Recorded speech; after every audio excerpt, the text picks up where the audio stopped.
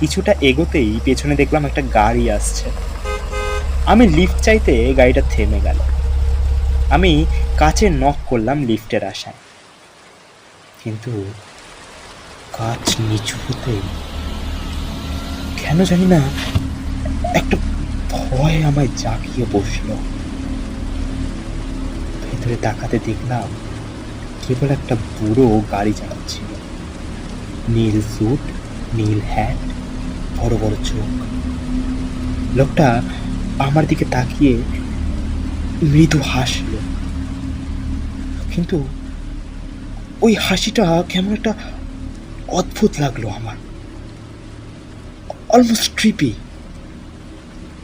আর লোকটা যখন কথা বলতে শুরু করলো, তা শুনে আমার মনে হলো কেউ যেন আমার পিঠে বরফ ঢেলে দিয়েছে।